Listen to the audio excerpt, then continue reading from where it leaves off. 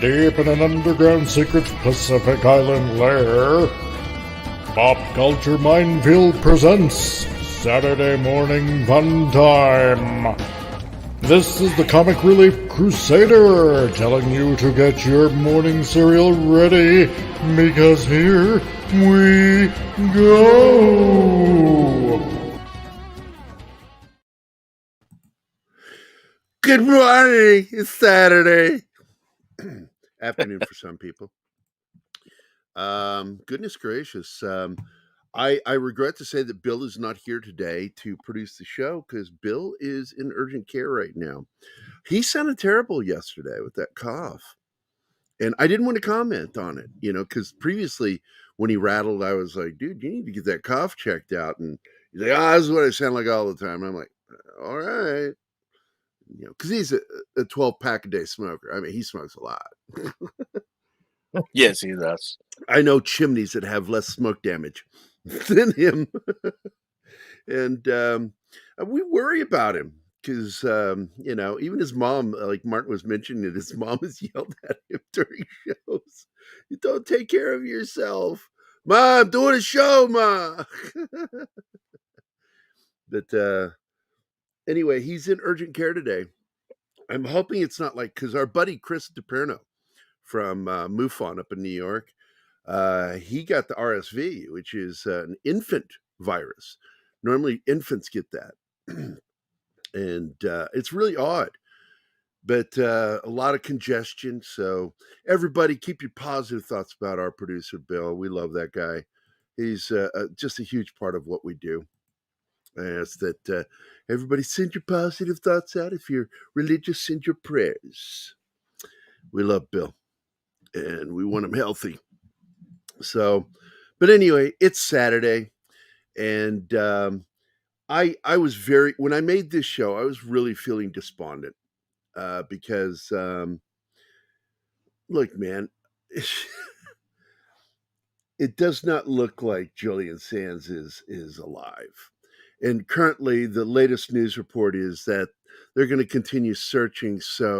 And the phrasing was so the family and loved ones can have closure. Oh. And I don't know, man. I just feel awful. I really do. That someone that was what a career this guy could have had. And I don't know what happened to him, because so many other actors have promising careers in legitimate dramatic filmmaking, and then they turn to action and to even horror, and it's a way of making a good living. And it just seemed like his career just kind of waned when it should have been picking up. And a lot of people probably remember Julian because he played the part of Warlock in the movie franchise, the series of films, Warlock. But I don't know. I just I love this guy as an actor. He had, I think, the last big film he was in was Arachnophobia. He's the entomologist that's down in South America, and he's the one who captures and then is killed by the spider. Which, incidentally, are not insects. No, but still, entomologists tend to study them. Specifically, they're arachnologists. They study arachnids. But I know that I used to collect recluse spiders for the University of Arkansas, their entomology department, because they were doing research in recluse venom, because it works like no other venom. It's a strange venom. The venom itself isn't what kills you if you get bit by a recluse. What happens is the recluse venom tells your body that healthy tissue is unhealthy and attacks healthy tissue. And then you get an infection and it becomes gangrenous. And so gangrene tends to be the thing that kills you, or blood toxicity, sepsis. I don't know. I just think it's unfair for you to capture recluses You have an unfair advantage. They always come for you. Yes, they hate They me. They really do. I've been bit by them, and apparently I'm in that weird percentile that doesn't react to the venom. And this is something I've talked about before, because in science we learn that there's mutations within human beings, just a natural mutation, that anywhere between 1 and 5% of all humans will not react to some things. That doesn't matter if it's a bacteria, virus. The only thing that that percentile doesn't work with is fungus, because fungus is on a whole different scale.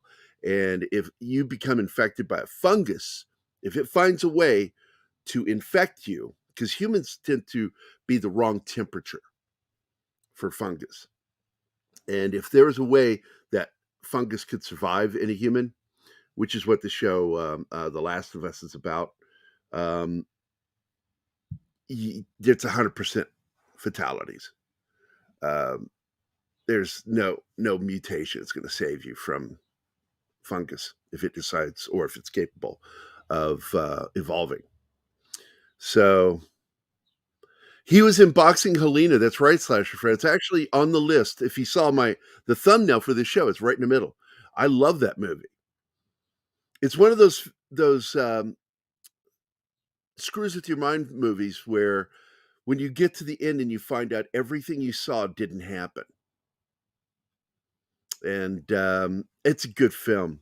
It is a good film. Messed up film, but it's a good film. Julian Sands was also the underrated movie Gothic. That's right, which is sort of about how Mary Shelley was inspired to write Frankenstein. I know that movie.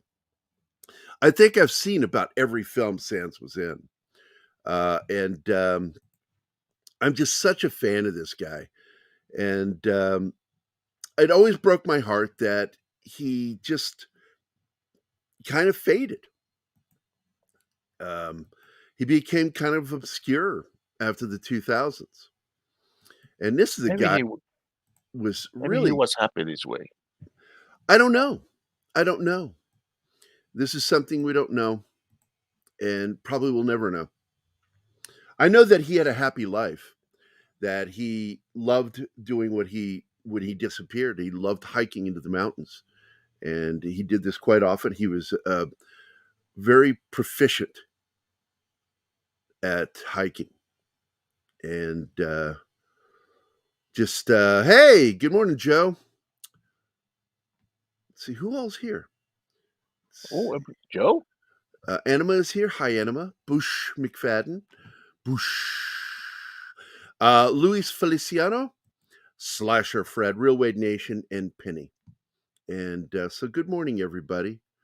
Man, and Joe Fox here. Speaking of Real Wade Nation, he breached. Oh my goodness, we got a breach. No, man. What am I going to do? I don't know what to do. I guess I'll play a video. Yeah. Maybe we can get in through the back door. Yeah, there you go. By the way, what bugs me about that clip is the fact that the actual line was delivered over looking at the Android device or iPhone, whatever it was. It was a mobile device they were looking at. So I had to edit it to where you could see Yaphet talking. So just one of those things. I like editing. Anyway, good morning, afternoon, good evening.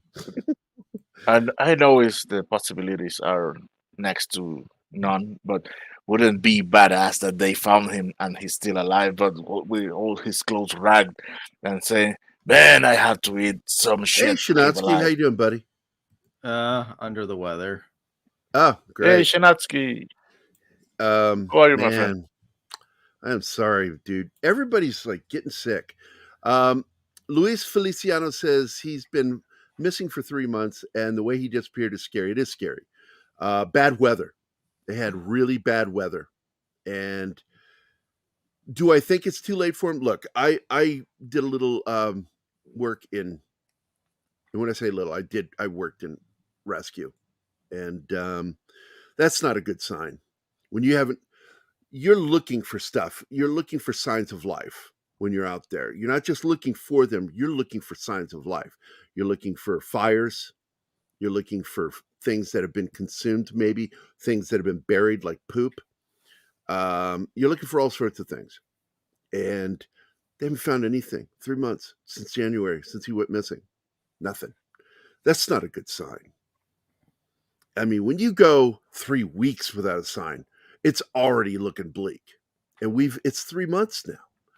I'm just telling you, my personal feeling on this is, and I hope I'm wrong, that he somehow has been living on something, bark.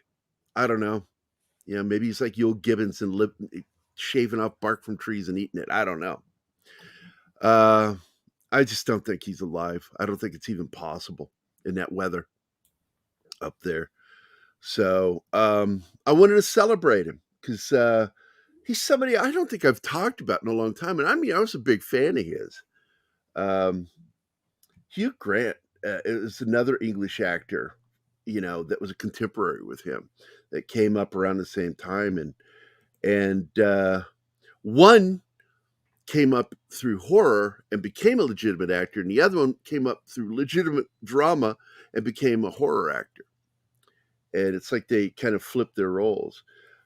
He was also in Elementary one of the last times I saw him. I remember in that. I've not watched now. Don Ecker watches Blacklist religiously, and he apparently plays Sutton Ross in that series. So I'm going to have to check that out. Also, he plays Q in the BBC radio production of Moonraker. And I would like to check that audio play out. I like his voice. He has a very saxophone kind of soft, gentle voice. And which is why when he plays somebody evil, he comes off as so evil because he's very soft-spoken. Well, I guess I'll have to cut out your gizzard. But if you go all the way back to when he first started, I mean, the first thing that came into my view, I didn't even remember him in the movie The Killing Fields, which is about the Khmer Rouge. It was, hold on a second, let me go there. I'll find it. It was in the 80s, and he was in Gothic. Gothic was the film. I do believe he plays Shelley. I'm not sure. I'd have to check. Yeah, he plays Shelley. Mary Shelley's husband. But he really got my attention when he was in Room with a View. And when that came out on VHS, man, I remember renting it back in 85 and just like blown away by what an amazing drama that film is. But he'd been in films since, I think, the late 70s. Nope, 80s. He started in the 80s. Early 80s. Yeah, 1982. Looks like mostly British-produced stuff. But then he hit the movie The Killing Fields, which was a very good film. But it's one of those movies I've talked about on the show before that you see it and then you probably will never see it again because it has that big of an impact on you. That seeing it, it's like you feel like you got to recover after watching it. It just has that dark of heart to it. Of explaining like the Deer Hunter? what really the Deer Hunter. It's a film I never wanted to watch again, and even though I'm glad I did, I still feel that way. So Requiem for a Dream for more like. Oh my God, I'll never watch that movie again. Are you kidding me? I actually had to go take a shower after watching that movie. Hey, by the way, Julian Sand has 5 more productions to be released. They're either completed or post production. I hope for one. I hope they find him, but I just don't think they're going to. From my experience, it just doesn't happen. But I'm going to take a look at this real quick.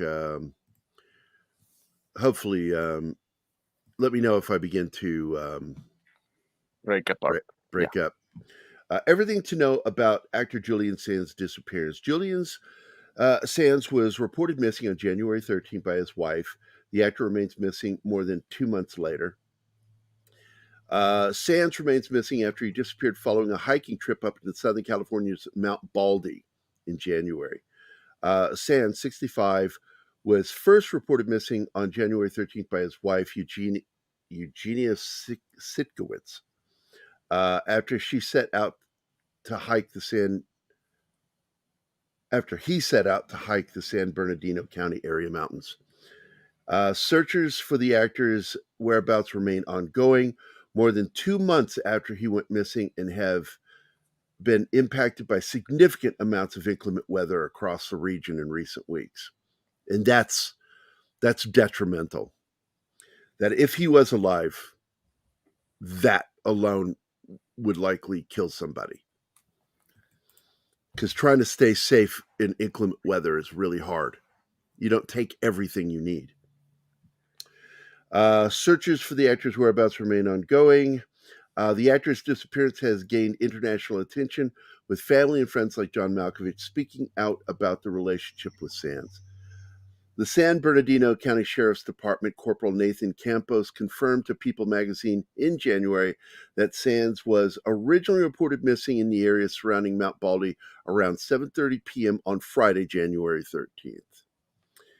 Initial search crews were pulled out of the area due to inclement weather after just 1 day into the search, a problem that has persisted in the search for the English actor over the last 2 months. In the days after Sands' disappearance, the San Bernardino County Sheriff's Department advised in a news release shared on Facebook that weather on the mountain has adverse and extremely dangerous amid high winds, severe storms across the state, and multiple fatalities of other hikers in the mountains. This should just absolutely tell you. 11 days after the actor disappeared, the department shared a statement on Twitter in which it said the department would continue to utilize the resources it has at its disposal. Along with the department's January 23rd update, it shared a statement from the family of Sands, who extended their gratitude to the heroic search teams who continue to aid in the search for the missing actor. On January 24th, the actor's brother, Nick Sands, told the UK's Craven Herald and Pioneer that he believed Julian, who he said was scheduled to meet with the family event on January 30th, is gone. They've already accepted it. And that's good. I mean, there should always be hope that some miracle might happen, but you should be prepared for the worst case scenario. Quote, "He has not yet been declared missing, presumed dead, but I know in my heart that he is gone," he told the outlet at the time. However, he continues, sibling rivalry being what it is, it would be just like him to walk out of there and prove me wrong, end quote. So, there you go.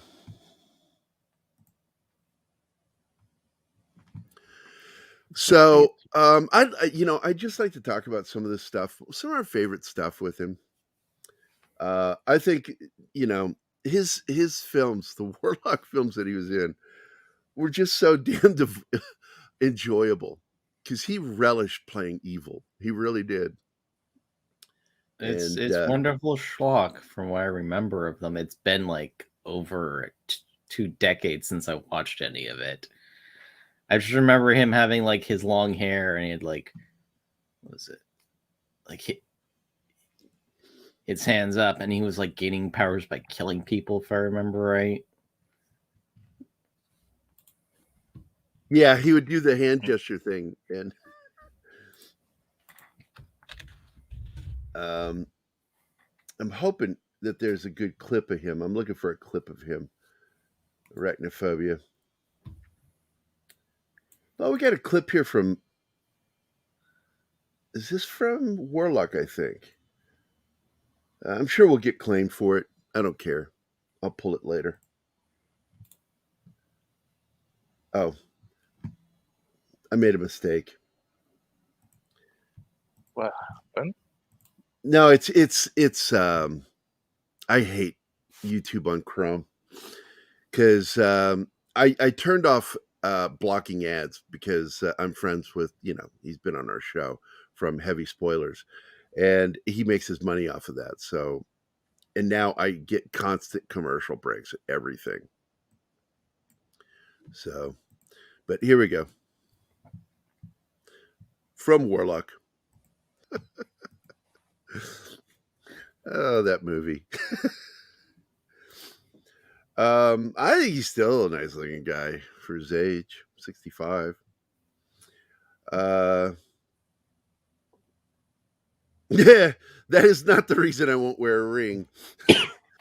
There's a reason I won't wear. There's two reasons why I won't wear a ring. Because I watched a buddy of mine when I was a kid, Marty, get his finger peeled on a barn door when we were working the Sneed farm in high school. And then later, when I was in the Army, my sergeant and friend, Tom Parker, we were out on the American River in Sacramento for a weekend over the Halloween weekend. And we're going to camp out on the edge of the river and have a good time. And when we found a spot, he went to put his hand on the windscreen and stepped up onto the top of the boat to jump off. And when he did, the underside of his wedding ring snagged on the frame of the windscreen and it peeled his finger like a banana. Damn. And the ring fell onto the boat and the finger fell into the skin, fell into the water. And I dove in to get the skin for him. And they sewed it back on. They saved the finger. But after that, I stopped wearing rings. I had a wedding ring. I wore it around my dog tag chain. And I'll wear them around my neck on chain, breakable chains. I don't like those hard link chains. I like the ones that you pull out hard enough, it snaps. Jewelry can be the death of you. Is what I've learned as a paramedic and as a combat medic. Don't mess around. What? Like, anytime you're dealing with heavy machinery, I've learned, like, ponytails can kill you. Mm-hmm. It's caught in anything. Just, like, starts dragging in, then it snaps your neck. Because the machinery doesn't care.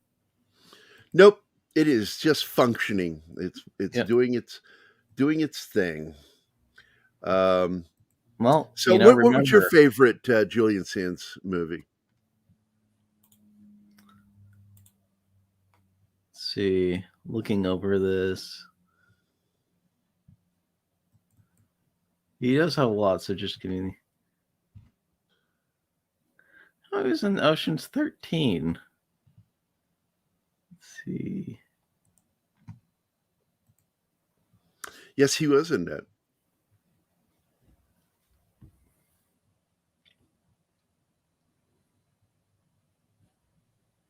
I think probably Warlock, just because he's a big focus on Warlock, and it's just, the deliciously. Well, it was a starring role for him. He was playing the main character, the main villain.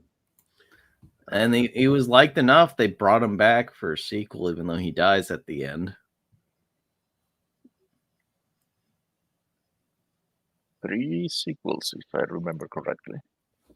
As I recall, yeah, 3 films. Like I said, one of the first films I remember him in was when he was with Helena Bonham Carter in Room with a View. And it has some great actors in it, including a very young Helena Bonham Carter. Wow. Oh, she was a movie. But in this case, show the title of the film, Window with a View. Oh, man. It's a great classic drama, dude.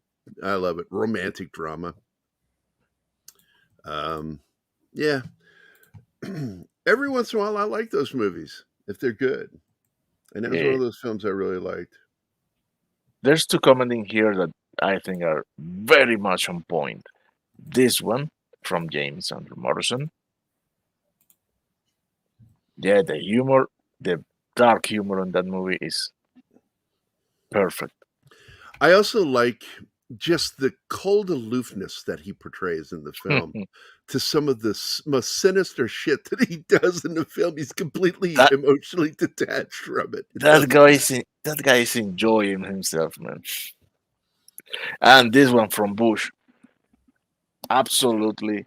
He true. Should have been the dad, Malfoy. Absolutely. Don't get me wrong. I like the actor who played the dad, but no, I think that he should have played Malfoy's father in it. He would have been more perfect. Yeah, I think once Maggie Smith hit 45, she just stayed 45 to this day. She still looks the same age. Good for her. She's a great actor, man. I remember because she was Clash in of the Titans. There's a specific movie. Hold on, I forget the title of it. Gosh darn it, what is that movie she was in? It was in the 60s. Let me hit IMDb. She was in this film that I really liked, and I kind of had a crush on her for a while because of the movie when I was a kid. And it was like right around 68, I think. Let me look. The prime, 1969, the prime of Miss Jean Brodie. And she was a school marm in it that was under assault from faculty. It's a good film because she was too modern. It's good stuff. Here's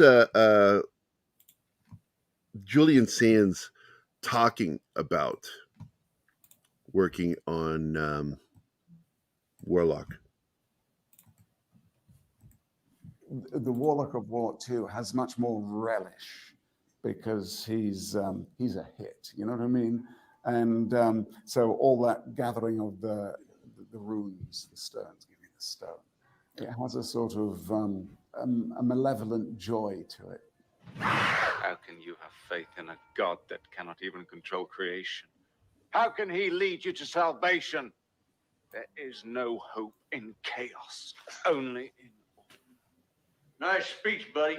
What I felt about Warlock 2 in general, these sequences, they were much more nightmarish than the first Warlock. The sequence in the fairground, that hall of mirrors. I mean, I found that chilling. That was so psychedelic and strange, trippy, but interesting. I watched that sequence again on YouTube because I just wanted to. I found it, really creepy. There we go. Oh yeah, there's another thing I do definitely remember watching him in. He played the secondary antagonist in Jackie Chan Adventures. In the animated series? Yeah. Oh, he voiced him? I didn't know that. Yeah. I was like, oh wow, yeah, that was a fun little character. Yeah, he wasn't the demon, he was the was it Valorant? The guy who is basically, the proper English bad guy who's after the artifacts along with Jackie. I'm gonna have to go back and watch that. I used to watch it with Zoe. Yeah. Man. We have the trailer from Boxing Helena, and I guess I can show that one. Again, I know I'm going to get claimed on these. I'm starting to hit a point where I don't give a shit. YouTube doesn't care. Why should I care?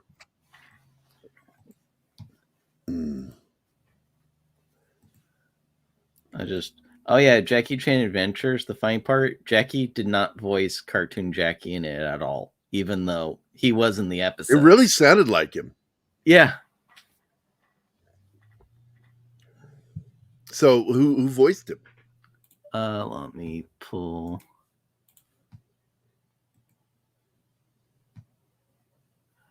James C. S-I-E. I don't know who that is. It's a good Jackie Chan impression because it really sounds like him. All right, so here's the trailer for Boxing Helena. This is an interesting film. Weird.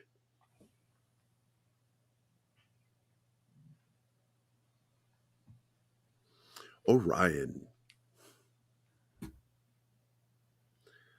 And by the way, I forget his name right now. Red Foreman's in it. Kurtwood Smith. Yeah, Kurtwood Smith is in it. An erotic dream. What's your name? She's Helena. From which he cannot awaken.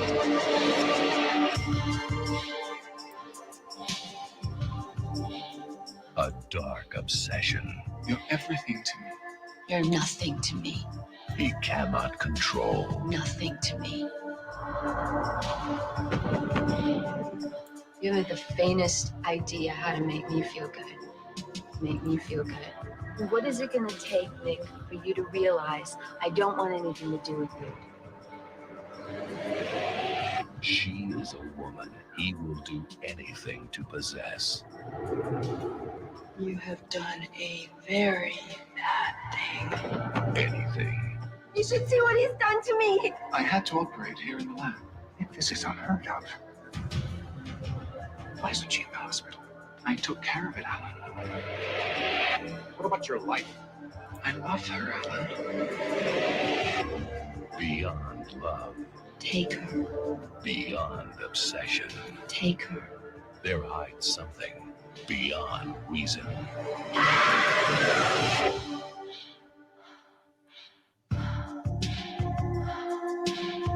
That was a twisted movie. You should see what he's done to me. It really was. Such a strange title for a film, too. It's very literal. Yeah. Because he can put her in a box because he cut her legs off in order to keep her from escaping him. That is a trippy movie. And in the end, you find out it was all a dream. Never happened. He never did it. It's sort of like they did this similar thing with American Psycho. When you get to the end of the film, you realize that the reason he's not being arrested is that all those murders were in his head. He'd done all this shit in his head. Yeah, that's actually one of the things Mary Herron, the director, says she kind of failed at, because it was supposed to be a lot more ambiguous if everything was or wasn't in his head. I felt it was pretty obvious. Yeah, that's exactly. He should have been arrested at the end of that film. Absolutely, 100%. And his lawyer looks at him like, "What are you talking about? Phone call?" It's like he never made that phone call confessing everything. I know he made the phone call. The lawyers was talking about how it was, that was such a hilarious joke. And he's even calling him like someone else too. So it's because there's that confusion that he's another person in the office. I'm a big fan of that film. I really do like that film. Oh, we should probably do that someday because that's one of my favorites. But moving on. Yeah. Look at some other films. He was in. Oh wait, which hunt? What was this? I don't remember this movie. 1994. Oh yeah, I remember this one, and I'm not a fan of this film. I like the first film, an H.P. Lovecraft mystery with Fred Ward as Detective Lovecraft. And he's the only guy in the world that practices magic that doesn't practice magic, and he's a private detective. The first one was really good. The second one, called Witch Hunt with Dennis Hopper, I didn't like too much. I didn't think it was very good. If they should have gotten Fred Ward back to play him. He nailed that character. He had that mug, with the broken nose and everything. So he really looked like a detective. Goodness gracious, I didn't know this, that he was also a voice actor for The Real Adventures of Johnny Quest back in the 90s. A show that I felt didn't understand the character of Johnny Quest. I did, as I was a kid then, I actually did enjoy Real Adventures of Johnny Quest. I hadn't really seen the original either, so. Yeah, I'm going to show the screen. Present screen. Keep talking. And Biker Mice from Mars, because... Biker Mice from Mars? Yeah. Oh my God.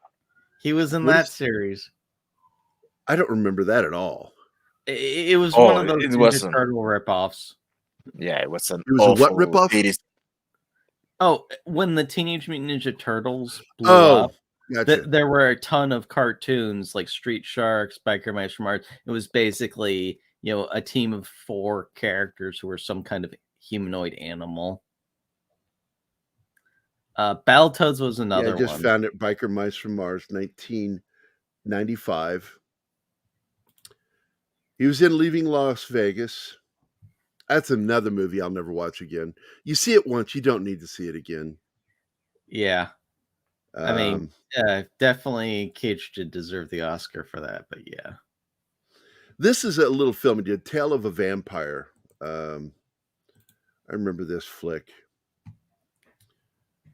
And it was another one of those erotic.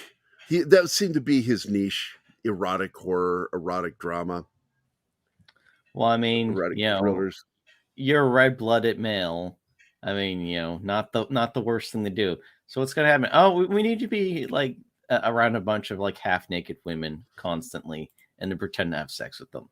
Yeah, he really was suffering for his art. Yeah, so once again, he's stalking a young woman because he's doomed to long for the love of his life. He was in an interesting remake of Turn of the Screw. That is a story that they have tried time and time again to remake, and it's just, for me, it tends to not work. It works better in literature than it does in film. Naked Lunch is a great freaking movie. He was good in this film. And I don't know if movie is bonkers. Oh, it's absolutely insane. He had an interesting career for playing in films that were a little off kilter, and this is definitely one of them. It's based off of the book Naked Lunch, and by William S. Burroughs, and it was written by Burroughs and Cronenberg. And Cronenberg is absolutely insane himself as a filmmaker. I've been following his career since '79. I started watching his movies back before anybody knew who the hell he was, because I was fascinated by how he did some of the things he did, like that Parasite movie he did in Canada. Which out. I actually wrote one of my own stories that was inspired by Cronenberg. I do actually know a guy that tried to do Naked Lunch back in the day, Ken Pontac. Yeah. His claim of fame was like Bump in the Night. So his whole idea was that it was originally, he was going to do like a claymation Naked Lunch. He even like wrote and got permission and everything, but it just never ended up happening. They gave him permission, or did he pay for it? He wrote the guy, showed him some of his designs, and it was basically he wrote who, Burroughs? Yeah, and I'll go back to his thing and look up. Give me just a second. You continue on. All right, so this has some of the craziest practical effects in it for creature effects. Really bizarre shit. And here's a lady that just freaks me out. Just looking at her freaks me out. Judy Davis, there's something wrong with her face. Ian Holm, brilliant. Roy Scheider, gosh, what a great cast. What a great cast. And I'm telling you, it's such a bizarre film. And Peter Weller, when I heard they were making a movie, I'm like, can Peter Weller play a character like this? Yes, he did. He nailed it. He was so good in this movie. What a flick. And the thing with, Cronenberg, he loves body horror, where the body transforms into grotesque things. It's a fascination with him. I would consider him very Freudian. Everything is Freudian with him.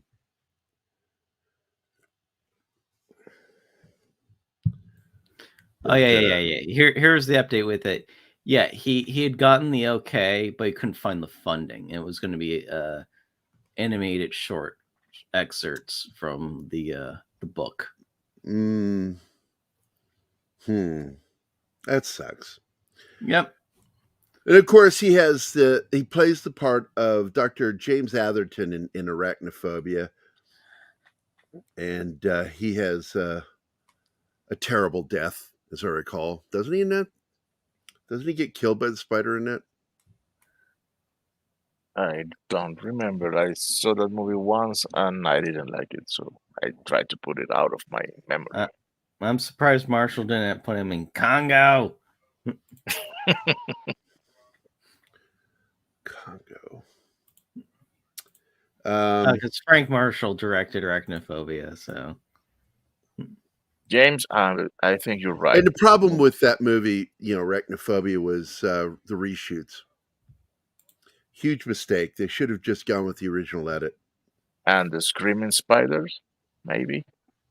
That was done later. He was in a low-budget Phantom of the Opera back in the 90s. I remember this one. Dario Argento's Phantom. It was a bizarre film. Very bizarre film. I'm amazed how many times people have made Phantom of the Opera. Well, it's you don't have to pay for any rights. So it's one of those films that if somebody has an opportunity, there's a movie we can remake. Let's twist it around, do something else with it. He's in a couple of movies back to back here that I actually really liked. Was Mercy. I don't know if anybody remembers this flick. It was another one of those erotic thrillers that came out, and it's in the South with Ellen Barkin towards the end of her career. Oh, Peter Wilson. Then he's also in this bizarro film, The $1 Million Hotel, which has really a nice cast. Mila Jovovich is in it. Mel Gibson. It's a tragic comedy romantic whodunit set in a rundown hotel which plays host to mentally ill people too poor to afford medical insurance. It's pretty weird. Let's see. Looking for films that Rose Red. Yeah, Stephen King's Rose Red miniseries.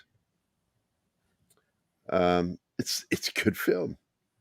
It was really good. I'm not a big fan of Stephen King, but I did enjoy this made-for-TV movie miniseries. Hey, for not quite as big as Star Trek or Star Wars, but it was in Stargate: The Ark of Truth. What was it? Stargate.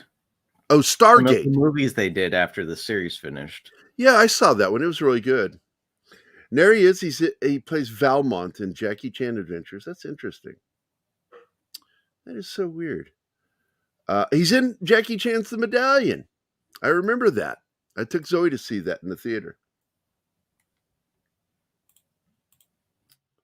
And now we start getting even more obscure. There he is. He plays the Dochi in Stargate SG-1. I remember the episode he did with Law and Order. Let's see. Looking for something good. Oh, he was really good. Man. He worked with Fincher. Girl with the Dragon Tattoo, the American one. Yep. He was in a very good episode of Law and Order Criminal Intent. Now, I enjoyed that show. I didn't like the other show, Special Victims Unit. I loved Criminal Intent. It was more like Sherlock Holmes kind of mysteries where the cop is solving the crime. Yeah, he was in 24. He's in that movie, The Haunted Airman. I didn't think that was very good. I really didn't. I never watched Miss Marple. I never watched that. Marple's one of the classic detective characters. Agatha Christie, but I never got into the series. I didn't. Now, he was in Ocean's 13. He played the part of Greco Montgomery, as I recall. One you'll like, Jor-El in Smallville. Yep. He played, there it is, Stargate you were talking about. Let's see. Actually, that's not a bad film, Blood and Bone. I don't know if you've seen this film.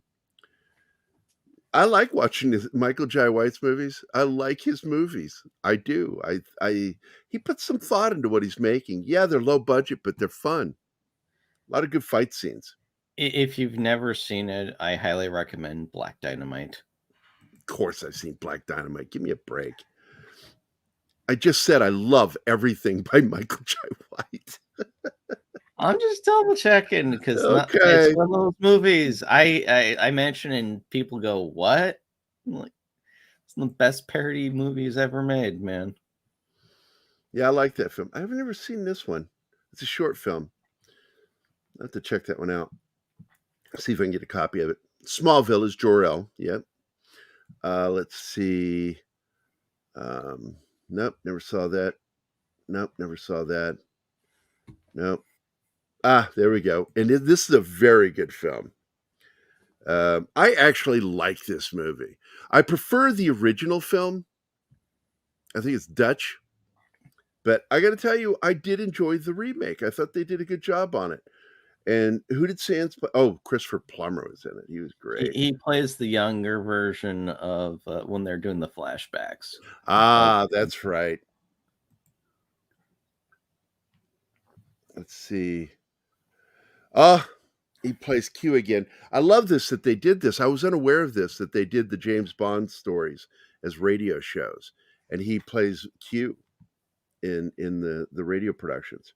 He's in Star Wars The Old Republic. He plays Grand Moff Regis, whatever you call that. Regis? Yeah. Regis? Whatever you call him. I never watched him. Or played the games. The Star Wars The Old Republic. No, it's a really good game. It's a really good RPG. It's some of the better writing for Star Wars, especially in the second one. Now, I remember him in Dexter. Which character was he? Because Dexter's killed a lot. He played Miles Kastner. It was a good one. Let's see. Oh, yes, he played the priest in Banshee. I love that show. I own that. I have like all the episodes. Every once in a while, I just want to go back. Never watched Crossbones. Wasn't interested in it. Never saw that. Never saw that. Never saw that. Never saw that. Banshee Origins? Yeah, when they did did that come out. Oh, it was a bunch of shorts that they did. It's basically like I between never heard of this. Oh, you should watch them. They have one where like Job finds out that his father died. No shit. Yeah. It's basically like showing all the shit that was going on before the TV series happened. That's what Banshee Origins is. Wow. Now he's in a couple episodes of Gotham. I remember that. He played Gerald Crane. Yeah, I'm gonna have to find out about this Banshee Origins. I never knew about that, and I'm a big fan of that series. Hey, boss. We owe some videos for Real Weight Nation, who's been consistently reaching the back door. Oh, well, thanks for letting me know now. You were very busy. Oh, you're always you. It's your job. Interrupt me for things like that. It's fine. I'm not going to get mad about that, dude. Here we go. Why don't we take a ride to the Corbata Club? Maybe he stashed the items there. Mr. Marlowe, people would talk. When I go into the back entrance. Please leave that remark alone. Yeah, that's a good one. How many do I owe? Oh, one more. One more. Let me go with... Oh. Everlight, protect Grog and the rest of our friends, wherever they are.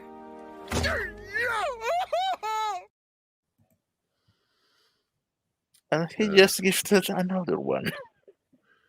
He just did another one? All right. Yes. Go! Use the back door. I'll stall the... There we go. Oh, that's what you sent me. Okay. You sent me the Banshee thing. Thank you. Yeah. So let's see. We got, man, a bunch of stuff. He's in Thunderball. Oh my God. I've got to see. Well, listen to these. I was completely unaware of this, man. I bet you Keith doesn't even know. I'm going to have to let him know. Let's see. Don't know any of these. Don't know any of these. Another one, Moonraker. Oh my gosh, he's got so many here. Let's see, The Keeper. Oh, he's in the Medici. I'm going to have to check that out. I've never watched that. Let's see. Painted Bird. I don't know that one. Garden of Eden. No, don't. Into the Dark. Wait, Into the Dark. Do I know that one? Oh, yeah, I do know this one. This is a good show. So he was in one of the episodes. That's cool. I think one episode. Let's see how many he was in. He was in, one episode. Bobbleheads, the movie. Oh, God. I do have a degree of separation from him. He worked on a Call of Duty game, and I worked on a Call of Duty game. You said duty. This is something that just popped up on my playlist. Seneca, The Creation of Earthquakes. And I think I'm going to check it out. It's got Malkovich in it. And it's a look at the relationship between Seneca and Nero, the infamous emperor he mentored since childhood, and accused him of plotting his assassination. So it's a historic drama. And Tom Zander is Nero. Wonder who, let's see, let's keep looking for Julian. Oh, he plays Rufus. Wow. Okay. Yeah. I saw it just like 2 days ago. It popped up in my feed for new shows. So I am definitely going to be watching that. And that's the last thing listed, but he has some things upcoming. Let's see, Past Life, Double Soul, Body Odyssey, The Last Breath, and The Piper. Ooh, I wonder what that's about, if it's about the Pied Piper. Tasked with finishing her... Nope. When a composer is tasked with finishing her late mentor's concerto, she soon discovers that playing the music summons deadly consequences, leading her to uncover the disturbing origins of the melody and an evil that has awakened. Ooh. Ah, man. He's going to be missed, man. Still, I hope I'm wrong and that he's just going to pop up out of nowhere, but, odds are. He'll come back as a warlock and, bite more people's tongues out. So, at least let me head over. We got to go to commercial break. We got to go to commercial break for KGRA. KGRA, we are, of course, brought to you by the delicious taste and energy of Fuel Up. It is how I start every day and pretty much do every day. Morning, noon, and night. I use my Fuel Up. Take us away, man. Hi guys, this is Gary from Pop Culture Minefield here on KGRA, and we're leaving for our first break. I hope we survive. Did you know 75%?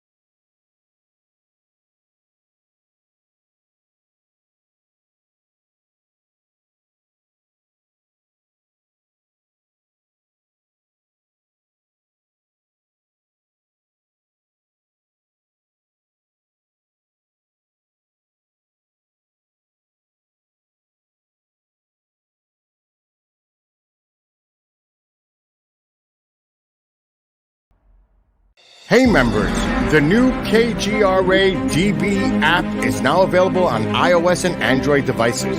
Gain on-demand access to any KGRA DB programming. Download any show directly to your mobile device to listen or watch on the go. Go to the App Store and search KGRA DB. Oh wow, we survived. Welcome back to the commercial break. Now for some more Pop Culture Minefield on KGRA. Yeah, I put my Feel Up hat on. F you. I do love drinking my Fuel Up. I'm trying not to chug it. Hey, boss. Yeah, man. Real Wade have a question for you. Yeah, so let's get into that. I said we needed to get into the comments, so let's go back. Gary, did you ever watch Castle? Yes, I did. And I do know that he was on there. I can't remember how many episodes he was on. I think it was just one. But I like the show Castle. I'm a big fan of Nathan Fillion, even though I'm very disappointed in him over his stance over Joss Whedon. So I understand, you want to stick by your friends and blah, blah, blah. And Joss Whedon has worked with him on a lot of stuff. I mean, they did Dr. Horrible. Yeah. And they did the PG. Wait, no, that was James Gunn. James Gunn worked with him on PG porn, which is funny as hell. It's real porn actresses, but everything's PG rated. Yeah. Don't forget, Fillion was also on Buffy. People don't remember that. Yeah, he had a bit part in that. So, he goes all the way back, and but he's not sticking by other cast members who have brought up some of the shit that Whedon had done on set. And so, I think he's kind of a shit heel for that. I also think he's kind of a shit heel for the way that his co-star but I'm still a big fan.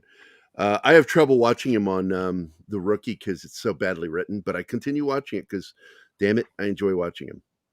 Let's see. So let me get in here. Gothic, yes. I did meet Fillion a couple times. Oh, Awesome One is here, by the way. I did say hi to him.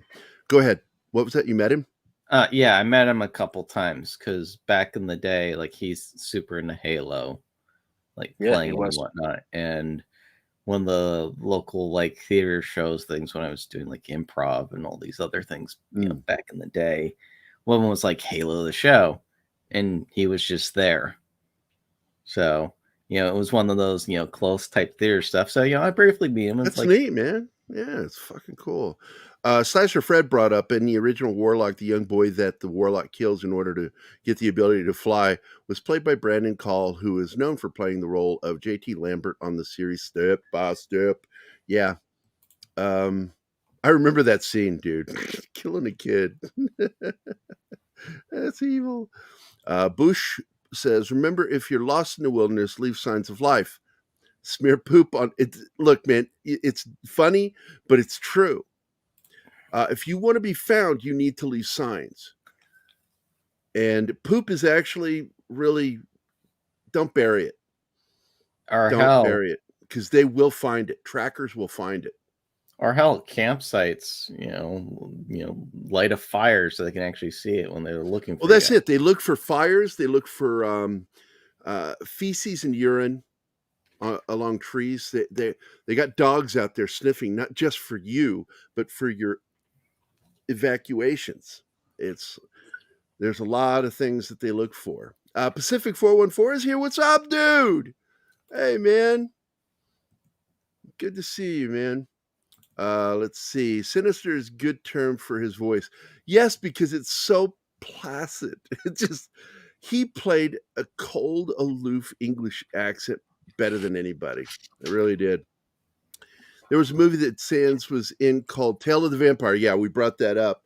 I actually like that film. He really does well with obsessed characters, and his character's obsessed. The vampire's obsessed with this woman. There was a movie that Sands was in called, that one. That's my go-to, Shinatsky. I don't know what that was over. It's a rough movie, and there's no downtime. It's intense. Yep. I'm assuming you're talking about Boxing Helena. In the trailer for the original Warlock, there is a line that the Warlock, which is not in the film, which is, "You are the first lay yes on the new Messiah." I think it's first to lay eyes on the new Messiah. Oh, you are the first to lay eyes on the new Messiah. Okay. Because the other one sounds like you're the first person to lay the Messiah. That's what I was thinking. Very different one. That has a different connotation. So, going to find a clip of him in Arachnophobia. This comment, I think, is said that his phone ran out of battery, so he was calling for help, and no one responded or bad signal. That's heartbreaking, man. It's one reason why if I ever go out, like if I ever go camping again, I always bring one of those batteries that you've pre-charged. You can plug in your phone. What you need is a crank charger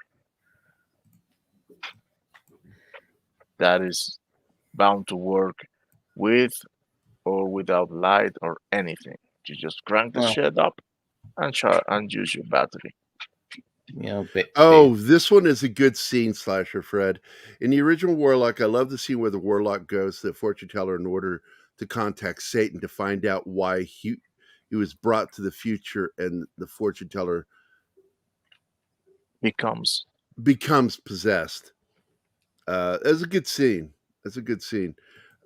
Pretty handsome guy. Yep, definitely. Very menacing, Boosh. Very menacing. Agreed. You really know how to turn someone on. Yeah, I saw that earlier. Or it could have saved you, Ed Harris in The Abyss. Let's see. Let's get to another. Let's see. By the way, Parrot's head Warlock was directed by Steve Miner. That's right. Friday the 13th. Agree with the Malfoy comment. James Andrew. Hi, James. What's up, man? Let's see. Do you have any comments? I'll have to rewatch. Yeah. Room at the View is one of those period dramas that I really do like. And they come up every once in a while. Like, there are two specifically with Anthony Hopkins that I'm a fan of, and Emma Thompson is in both. Howard's End and oh my gosh, where they played, she was the head housekeeper and he was the butler. Give me a second. Yeah, it wouldn't creep me out to have that guy as a butler. Remains of the Day. Howard's End and Remains of the Day are two of my favorite period pieces, romantic dramas. And the latter, is a love story that never happens. And it's heartbreaking to watch because they're in love with each other, this housekeeper and this butler. But they're so proper that nothing happens until it's too late.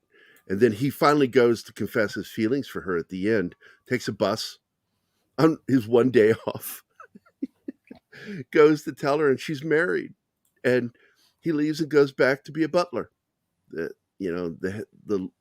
whatever they call that, I forget the name, the lead butler in the house, in charge of all of the other butlers. And Christopher Reeve is the new owner of the house, and a bird gets loose in the house, and that's how the movie ends, is them trying to catch this bird. And it's what an ending. Yeah, Class, it was a different time, man. As someone who's actually had to try to catch a bird, you don't want to. You just want to get it so they can get the hell out. Open a window and scare it to the window. Yeah. Let's see. Where was I? Maggie Smith. Yeah. Maggie Smith looks the same age. Yeah, since the 80s, man. She's not aged. She looks exactly as it's weird. And it's not like she looks young. Care of herself. She doesn't look young. She just aged and stayed looking that age. So female Patrick Stewart, basically, where they just always look the same for Patrick Stewart up to about 5 years ago. Yeah. Patrick Stewart really aged 5 years ago. And when he was doing that comedy Seth MacFarlane produced, where he played the TV host, news host. But I want to make sure I say hi to everybody, because we got Andy Morrow is here, Vinkman's Girl is here, Dragon Ruse, James Andrew Morrison, Deleted Scenes, our good friend Stephen is here. Awesome One I said hi to. Penny, of course. It's always good to see you, Penny. And Parrot Head is here. We're doing our best to celebrate the life of an actor who it just breaks the heart to know that he died alone up there in that mountain. And it was probably a horrible death. It's a hell of a thing freezing to death. Or worse if he fell. Given that apparently he'd camped and been out there a lot, it's possible an animal just got him. That would be terrible. You say an animal just got him. I'm like, just? That's a horrible death. The fuck is wrong with you, Shinatsky? just an animal got him. What? Oh my God, you scare me sometimes, dude. It's like, it's just, I'm sorry. It's just, I deal with literally deal with a lot of, wild animals and this other stuff. So I'm just like, they're dangerous. You stay the hell away from them. Kind of deal. Keep them at your distance. I never go into the mountains without a weapon. Yeah. I'm always packing in the mountains. I won't go into the mountains without one. It's either got to be a shotgun, high-powered rifle, or a very, very powerful handgun. Not a 32, not a 38. It's got to be at least a 44 for me to go into the mountains with it. Or a 45. I would comfortable with either of those, 44 or 45. To put things into perspective, I grew up in Northern California, in particular, like some of the more mountainous regions. So there would just be points where just, animals decides to wander onto the freeway or, around people's homes kind of deal.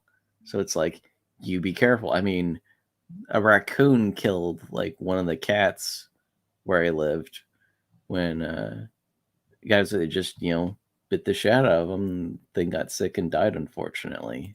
I've just learned that nature is not like kind and cuddly. Nature's vicious and cruel.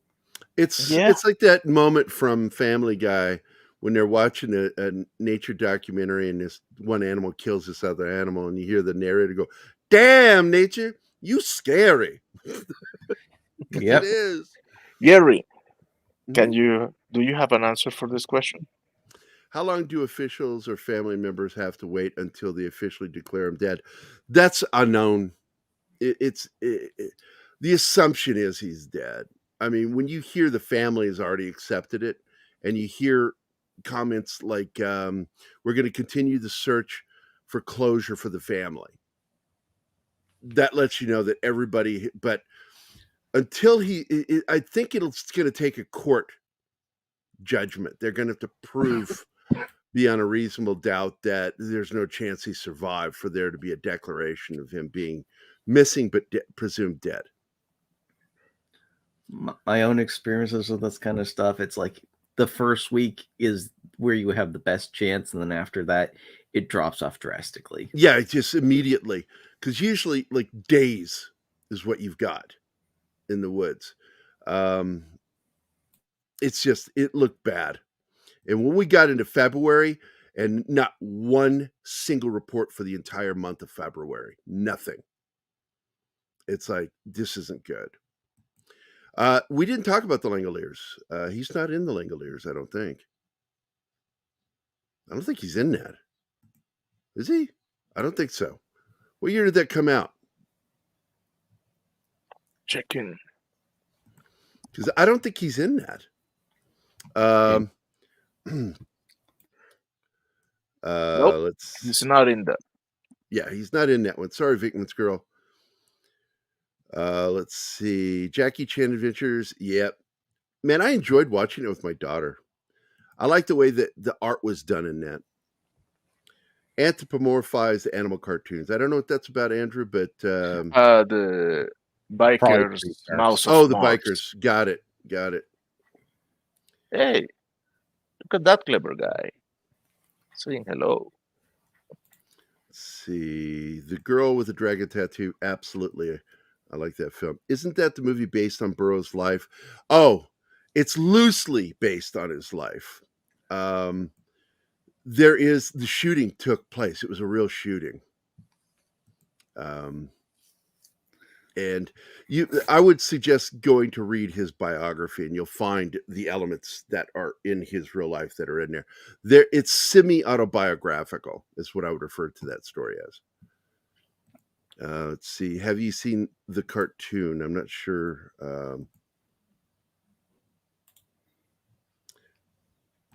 I don't understand why they didn't make the rest of the books.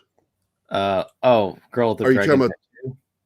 Yeah, the Dutch one. It didn't do well theatrically in the box office. That's why they It did more. okay. They did but it more with the foreign films with the Yep. cute little actress. She's awesome. I like her. She was in Prometheus. But if that film had done better financially, we would have seen all of the books adapted. But let's see. Is Jeebus paying you to do this, Wade? Wouldn't be surprised if that was true. Well, Rufus. he denied it. Rufus. I don't know about Rufus. Let's look it up. Rufus meaning. Character that he plays in that new film, Seneca, is Rufus. Oh, it doesn't even know what Rufus is, so I'm going to look up Rufus. Noun, a male given the name from the Latin word meaning red-headed. So Rufus is what you meant. Yes, so Rufus. Yes, James. That is the answer, red-headed. He's a ginger, mate. And by the way, I talked to Matt Vader yesterday, and Matt, they're going to be doing a thing over on Salty Nerd about Hollywood's hatred of gingers. How they keep race swapping every ginger. The ginger side is real, folks. The ginger side is real. And they are the world's smallest minority. Yep. Less than 1%, I think. Well, the gingers with green eyes are less than 1%. And what they've found out, though, is that if you're brown-haired, you're technically ginger. It's just a darker shade of orange, brown hair. Which is why when I worked construction, anytime I was at the beach, I would get that what's called sun bleaching, and my hair goes orange, bright orange. And I have a lot of orange in my beard too. It'll pop out like right here. That's orange colored in person. Green eyes. I just need a ginger with green eyes.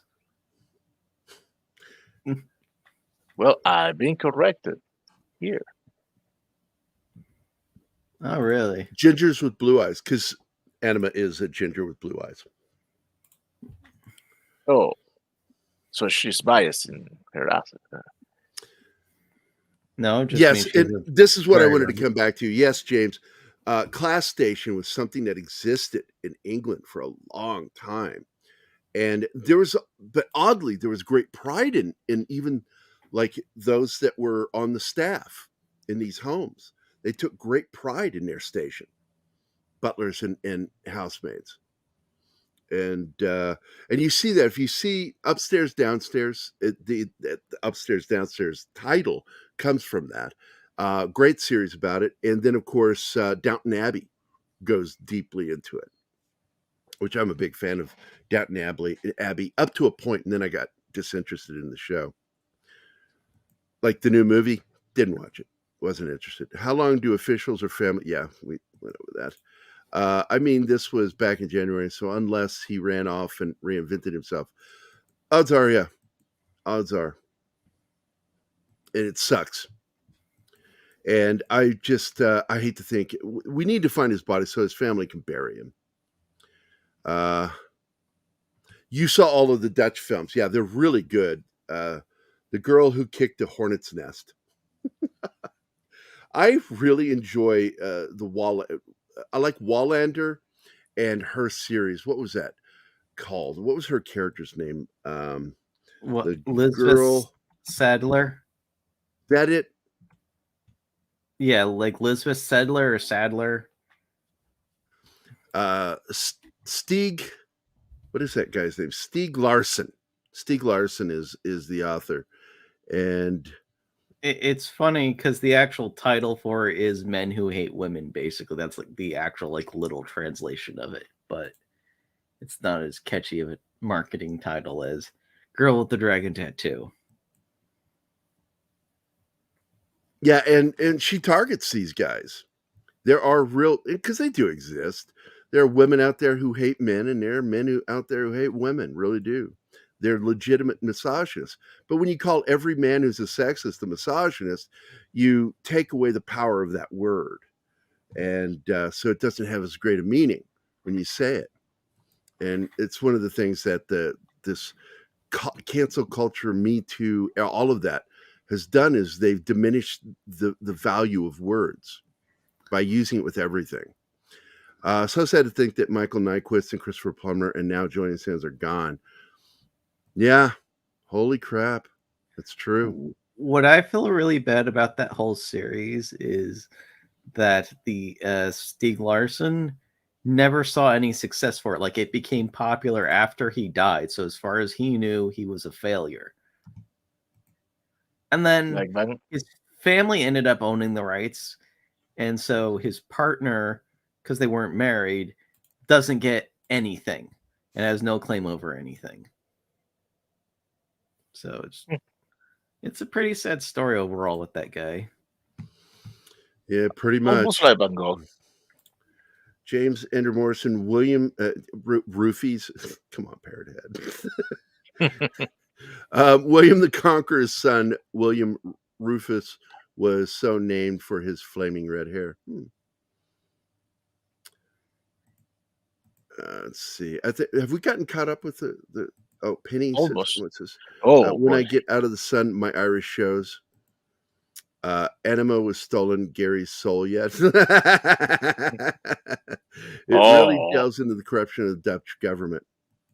And you strategically passed over this one. Man, One a Fanta? Fanta? What's a Fanta created by German Nazis? Yahtzees? Sorry, I said the I don't know. The other N word that you're not supposed to We say. even had that in Venezuela. And we had it here in Mexico. Well, there are Yahtzees in Venezuela, you know. And no, they were in Brazil. And they were in Brazil, Argentina, and Venezuela. They're all over South America, man. Yeah, I'm pale. I am so pale. Like I said, I have to color my mustache so you can see that I have one. Because that's how pale my skin is. My skin is lighter than my mustache when it's gray. But here, I'm going to show the opening scene from a little film called Arachnophobia, where you meet Julian Sands' character. And John Goodman's character is the character that they went to do reshoots with because they wanted more comedy in there. Welcome. Dr. Atherton, I presume. It doesn't. I mean, the Arachnophobia just feels totally inconsistent. That's kind of the problem with the movie. Field assistant, Jerry Manley. Muy bien. Sorry I'm late. I've been held up in Caracas for a while with a fever. Tell you the truth, I'm not over it yet.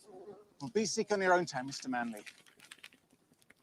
Now, I want close-ups of every specimen and coverage of the surrounding rainforest in Tapuit.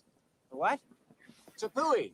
It's an Indian word for mountain, a place where species have survived in isolation for millions of years. Oh, any man-eating dinosaurs? No, that was in another movie by Steven Spielberg. What, you say they're going to the Congo? Well, the South American version. Marching on Bolivian powder. Yeah.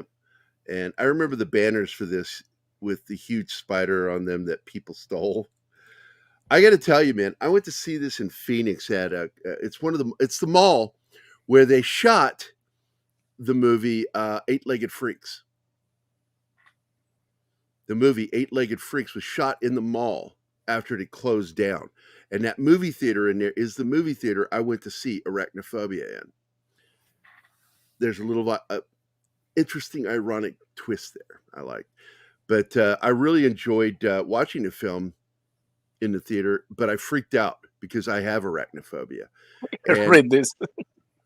And so when I got to a certain point in the movie, it was so bad, I pulled my feet up into my seat and I was wearing my Class A uniform. I was in the Army. So I tucked the pant legs of my uniform into the socks and put my feet back down. And I noticed I put my drink down because this is back before people started putting cup holders in the theater seats. So I sat my drink down on the floor and I couldn't reach down to grab it because in my mind there are spiders all over it. So that's what that movie Arachnophobia did to me. It gave me arachnophobia when I was a kid because I didn't actually see it. I just saw some of the random clips. So Anima says she's going to go put a curse on Parrot Head. That's good. I never knew that my late grandfather-in-law was actually white because he was really dark looking, but didn't look like but didn't look like leather. In other words, like he had been tanned a lot. Quick off topic. What do you guys think to Lance Reddick for him to pull out of the John Wick 4 premiere and die out of nowhere? Well, he died in his house.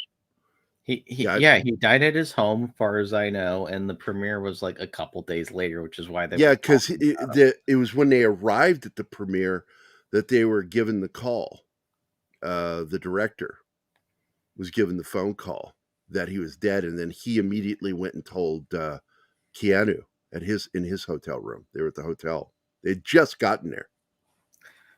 But by the way, another thing about Lance, which is kind of cool, was that he was actually a big fan of Destiny, which he was one of the main characters in. He even played it the night before he died. So, he constantly loved that game. What was the game? Bungie. Destiny and Destiny 2. It was the central character. That's freaking cool. Look, I'm never surprised. I mean, we just learned that Vince Vaughn is a serious D&D gamer with one photo. Because what's his name? Mangina. Mangione, whatever his name is. Took a photo of his crew that he plays D&D with, and there's Vince Vaughn looking at the camera. I'm like, holy shit, Vince Vaughn's a gamer. Here's some nightmare fuel for Anima. Whatever you do, don't step on wolf spider. Females give birth to live baby. Yeah. Look, I don't even want to go into that nightmare fuel. I'm not going to do that. Not going to do that today. I will tell you, in the Army, I had that freaky moment where I screamed like a little girl in front of all the guys. I was their leader. I was, G.I. Joe to them, because I knew how to do all this soldier shit and was good at it. So we go set up a claymore, and we ran back to jump behind a log pile where we're going to click the detonator.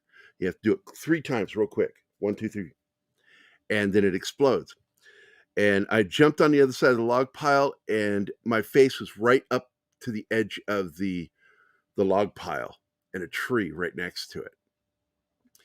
And there was this black widow that was so big.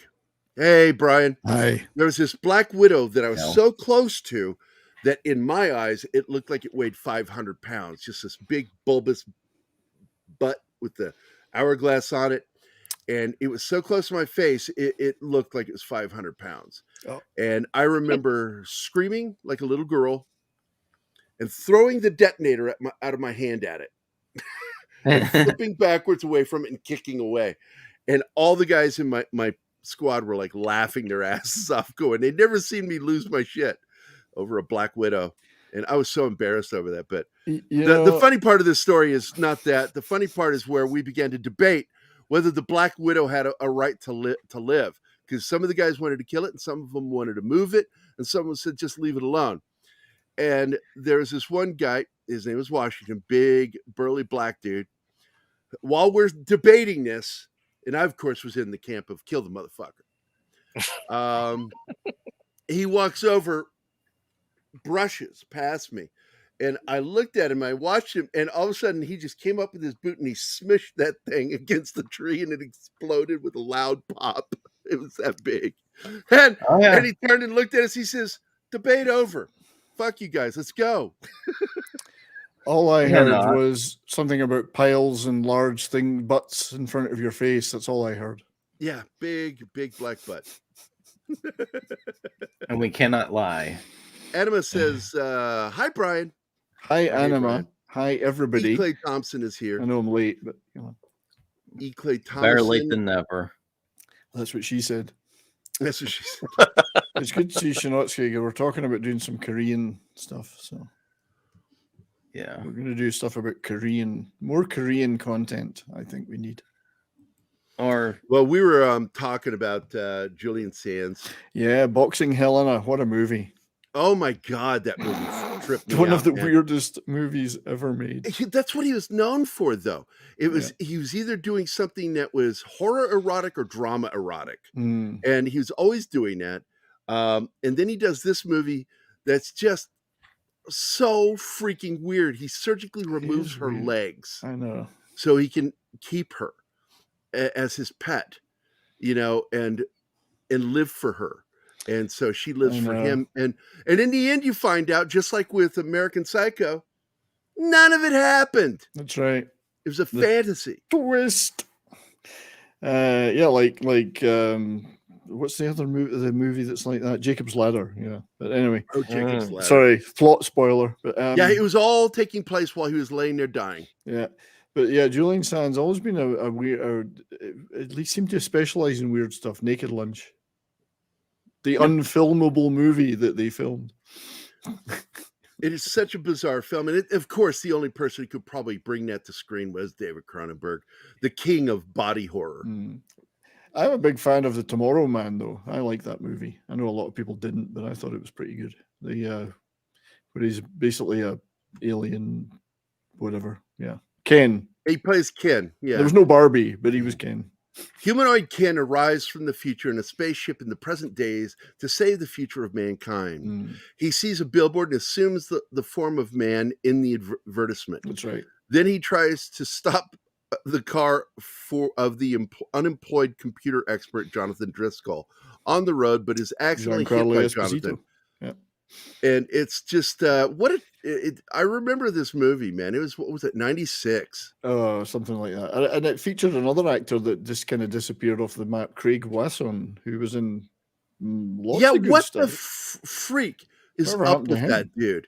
He was big in the 80s, man. Yeah, the early 80s major movies. His big Body first Double. film was The Boys of Company C. Yeah, Body Double, which is a great Body movie. Double, Brian De Palma. Using Ghost Story. Nightmare on Elm Street. He plays two 3? characters in Ghost Story. Yeah. Twin brothers. I liked him, man. And he just disappeared. I thought he was a good actor, man. His career just suddenly died overnight. I mean, I don't quite know why. I mean, sometimes that just happens. Just happens, yeah. Or maybe he pissed a producer off or something. That also happens. That I could see, yeah. But yeah, he was in quite a few good cult movies, and a few big ones. Like Body Double is a good one. I love the movie Body Double. It was your classic. Brian De Palma thought he was the heir apparent to Alfred Hitchcock, so he made a lot of Alfred Hitchcock movies. I was a big De Palma fan. He's still around, isn't he? He's still with us. Yeah, he's a cunt, but I do like his movies. He is. He's a complete cunt. I mean, he's very anti-America, and he likes to berate soldiers. I didn't know that. Yeah. He did that movie about the Vietnam War with Michael J. Fox and Sean Penn, and then turns around and attacks American soldiers in the Iraq War by making, you got 1% of all soldiers that are just criminals. Yeah, I know, and they make a big. And he makes a movie about it during the war. Yeah, it's funny. 1% of all soldiers, but probably 90% of all Hollywood people. But yeah, right. They don't do that. Oh, we can't do that. We can't. But Craig Wasson, I mean, he's done movies all the way up to the 2000s. He was on that one movie, Sasquatch Mountain. He was in that. Yeah. He was in Aquila and the Bee, Ghost Rock, Epoch. Remember that TV movie? Epoch, I remember Epoch. Yeah. Yeah. But after that, The Men's nothing, Club. man. The Men's Club. That was quite a good movie. But Yeah, I mean, he's just like since 2006 disappeared, and I'm assuming he's still around or still alive. It's still a good actor, just not doing anything with it. Maybe he's doing theater. That would be nice to hear. I would love to learn that because if you're a good actor, unlike Julian Sands, who's literally disappeared, unfortunately. Yeah, well, I'm assuming he's dead. I'm assuming based off of the evidence. When the entire month of February goes by and no evidence of life, no proof of life is spotted or found, he probably died quickly. Yeah. He probably died early in this situation. I expect somebody will make a movie about it one day. Ironically. Maybe Craig Wasson could star in it. Craig Wasson. He could star in it as Julian Sands. But thanks for dropping in, buddy. It's always good to see you. Yeah, sorry I was a bit late, but I know you're almost wrapping up, but I thought I'd come in and say hello. Oh, we still have about 25 minutes. Oh, I'm starving. I gotta go eat. I'm starving too. Starving Marvin. Well, there's three of us then. That's right. We're all hungry.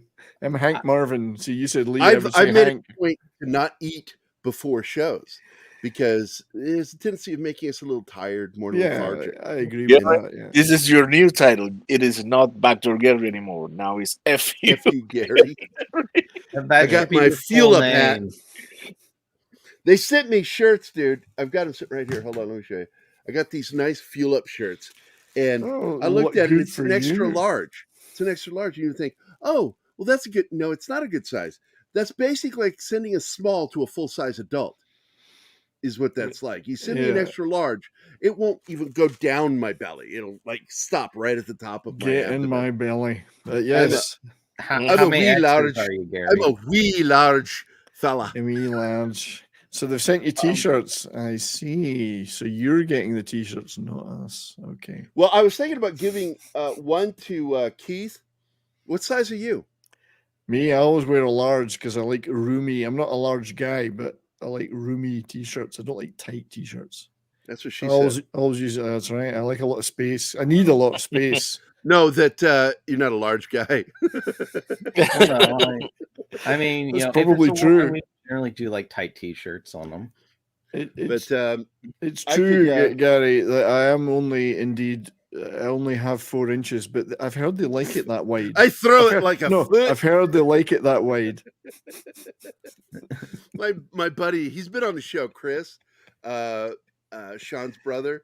He's been on our show with Don Ecker, and I walked up to the house. He says, well, you know, I suffered the Irish curse. I only got 2 inches, but man, I throw it like it's a foot. I've only got 8 inches, but that's it folded in 2, of course. But you know, double down, huh? Yeah. We'll call you Double Down, Brian. See how quickly this degenerated. No, if we want to go get together, we start going for the funny shit. But this new Kevin McKidd film show, I'm enjoying it. I did make fun of it. You saw in my comments in the private chat. I saw it's based on the book of the same title, Japanese book. Takes place in 1989, and in it, the wife is a cop, former cop. It's a husband and wife. He's an active detective, and she's a former cop. And she's, but I didn't like the fact that in the story she's sort of a stay-at-home mom, and so I understand wanting to change that, making her more active in the investigation, but to have her just leave, and then they bring in the plot of infidelity. Well, they've westernized it, yeah. It's sort of Western audience, which is what I hate when they do Asian stuff. Well, yeah, they throw in like too much. It's like it's not enough to just simply change that one aspect. They got to throw in all the other minutiae. Yeah, they've got their list of tropes that they're told to use, and you know there is an actual list that they're all given. You got to have this in it, this in it, this in it, this in it. He needs to have cheated on her. And I do like the comment, though, by the brother. If you watch the show, McKidd's brother in the show, he says, you cheated. He says, if anybody would have cheated, I would have assumed it was your wife because she spent so much time undercover. Oh. And it was like, ooh. Because I don't know if you know what that meant. It wasn't that she was undercovers, but when you're undercover, you're a whole other person with other relationships. Mm-hmm.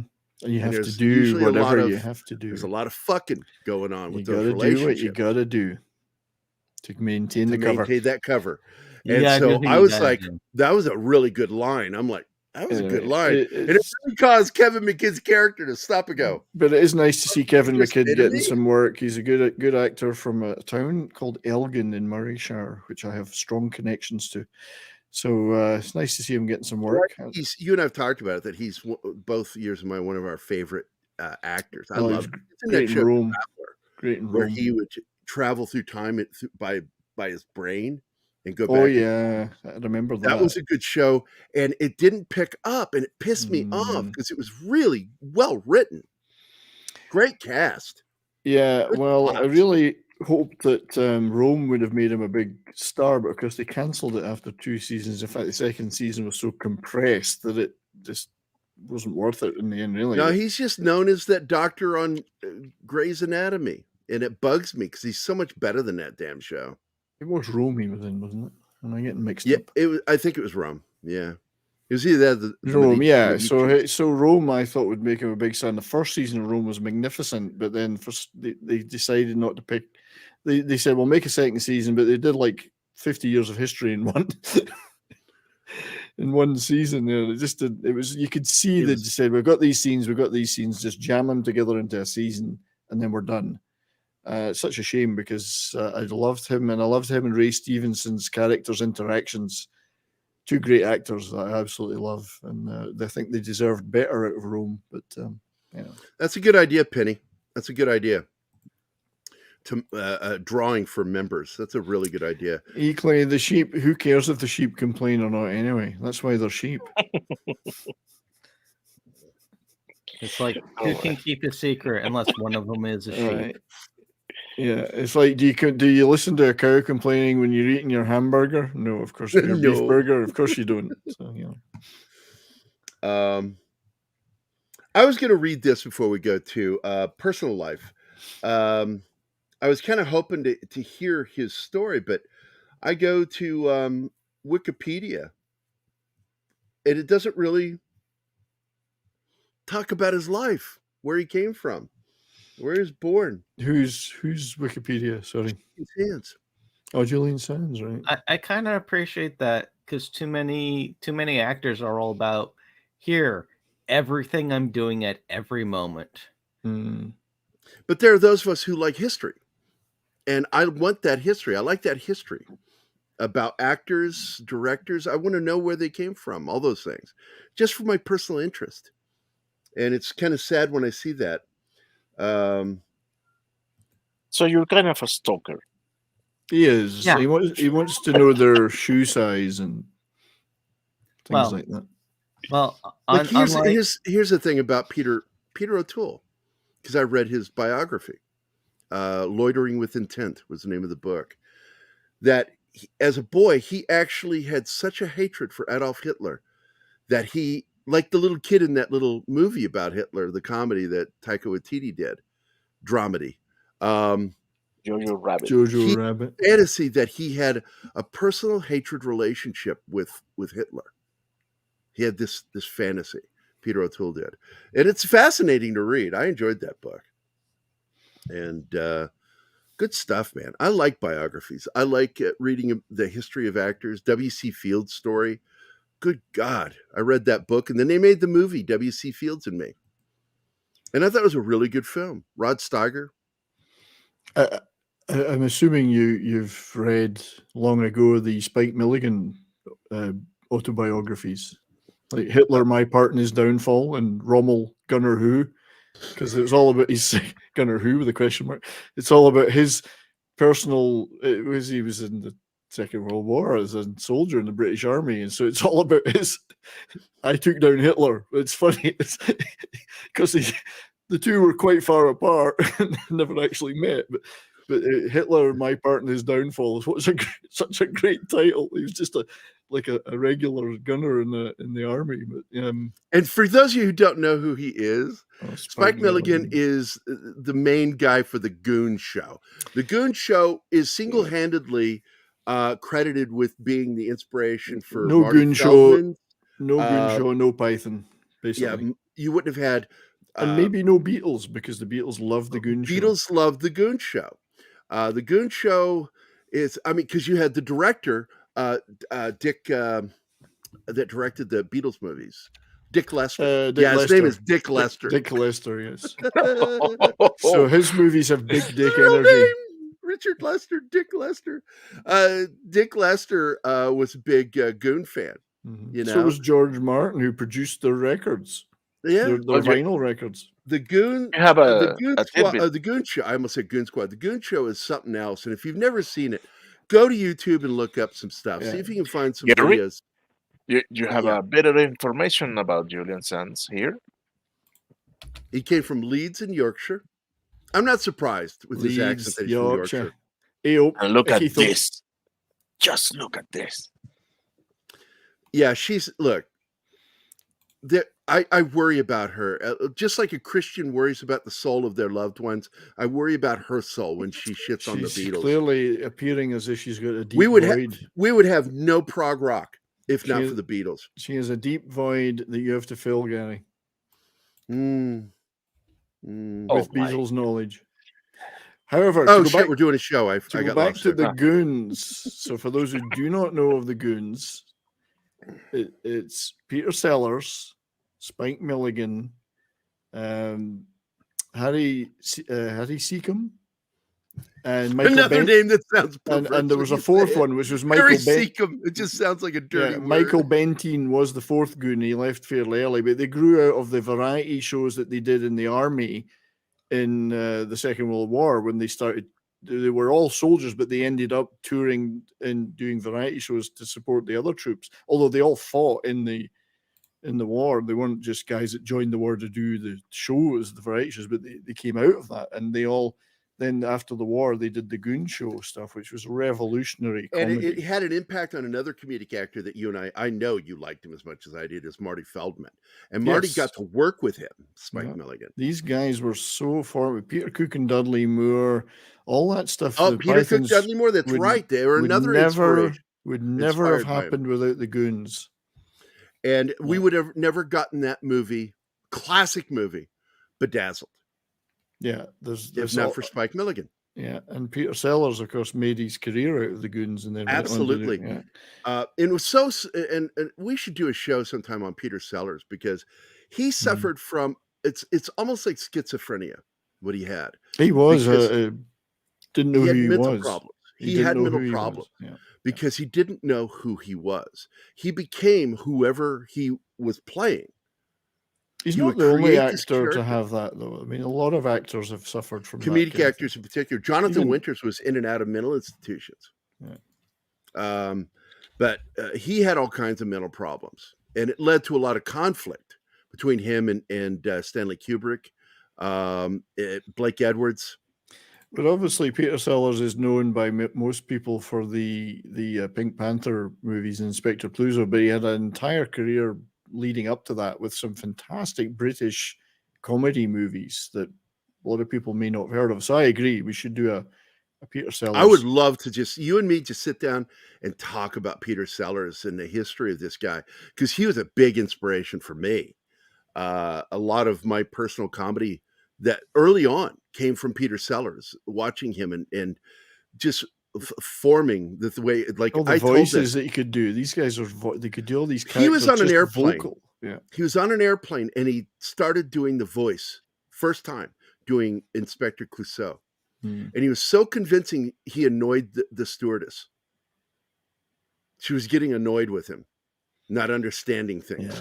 Yeah. By the way, if you haven't seen it, The Life and Death of Peter Sellers, that's a fun biopic. Oh yeah, with Jeffrey Rush. Yeah, I did watch that. It was really good.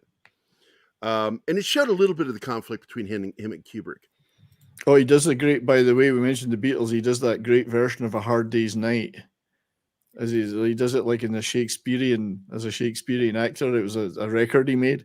It's been a hard day's night. He's very nasally when he does it. He's so nasally when he does it. I know that one. So, and then he just does. He actually made great. They didn't just make movies. These guys, they made great records. They made George Martin produced a lot of the vinyl albums they made, and they were.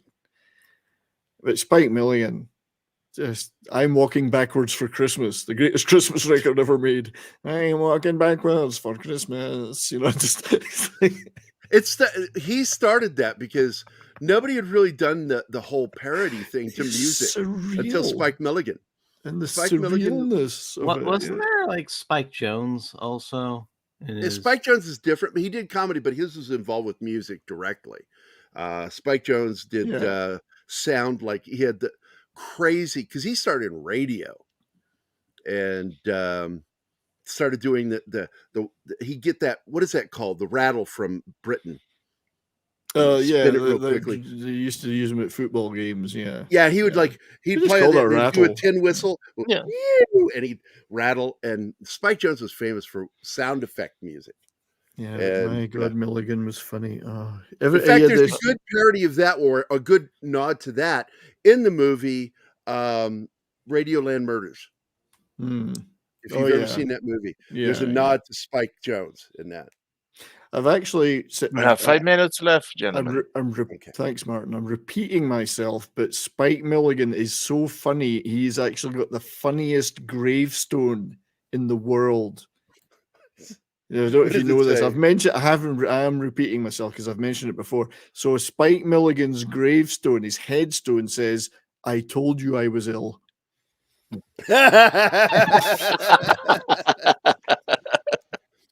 Jason Pancake, and that's deliberate. He said, "When I die, I want that on my gravestone." Yeah, and they did it. Because I've said the same thing. Because like my buddy Jason Pancake, publisher, he was my editor for years when I worked in journalism, and we're still friends. 35 years, man. We've been friends, and he was sitting there one day. We were walking downtown in Champaign, Illinois, and heading over to the Virginia Theater to go watch a movie at the matinee. And I said something sardonic. I don't know what it was, but he turned and he looked at me. He says, "When you die, and I hope it's before me, that I'm going to make sure that it says on your tombstone that he was a kind and loving bastard." And I'm like, "Thank you." And I told Jason, I really do want that on my tombstone because it really does describe me. I think if I want an amusing one, it would be just a quotation. It would say, "What do you mean I have 5 minutes to live?" Yeah, something like that. Yeah. Yeah. What was that bang? What was famous last words? What was it? What the fuck was that noise? Yeah. Now this rock seems really stable. But yeah, I love funny. I hope I can come up with something amusing because Spike's is the best. I think I mean, the poor bugger was insane, but I got perfect. Ironic one. I will never die. What's that?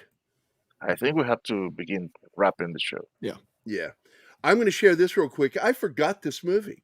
He was in this movie with Rob Lowe.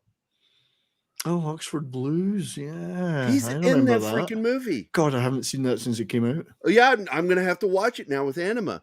Because I just got her introduced to Rob Lowe's new series, Unstable, on Netflix. Good freaking show. It's funny. Like Rob Lowe. Rob Lowe cracks me up, man. He really found a new niche with comedy. He makes little independent movies. Like he did one on Netflix, one about a dog, about his son's lost dog. He likes to work with his kids. He does I like that show he did, the paranormal show he did with his kids. He does family stuff, which I've and his kid is in this new show. He plays his son in the show. But I better say bye to everybody. Let me see. Where's the private chat? Let's go. Anima Confusa, love of my life. Boosh McFadden. Luis Feliciano. Slasher Fred Real Wade Nation. Penny. Awesome One. Pacific 414. Deleted Scenes. Our good friend Stephen. Love that guy. James Andrew. He was going to join us, but he had to work today. James Andrew Morrison. Dragon Ruse. The Peter Vinkman fan site. Vinkman's Girl. Andy Morrow. Parrothead and E. Clay Thomason. Thanks for hanging out, guys. Did you get James Andrew Morrison? Again, everybody, please say your prayers or send your positive thoughts. He's in urgent care right now. He's got something's going on with his lungs, man. He's got something going on. He rattles way too much. He's got too much phlegm built up in there. I hate using that word. Sorry. It's my medical background. But I worry about him because he was hacking yesterday. And I wanted to ask him, are you okay? But I remembered I asked him before and he like put me off. And I'm like, okay, I'll just leave it alone. But everybody give your good thoughts to Bill. We miss him. We love him. Yeah. And but that's the end of the show. Martin, do you have the ending queued up, my friend? Yes, I have. Do it. Brian, let's get together and do a Peter Sellers dedication on Saturday. We'll talk. I have ideas about series. So we'll talk after the show. Bye, guys. Those sons of bitches. Ma, I'm doing a show.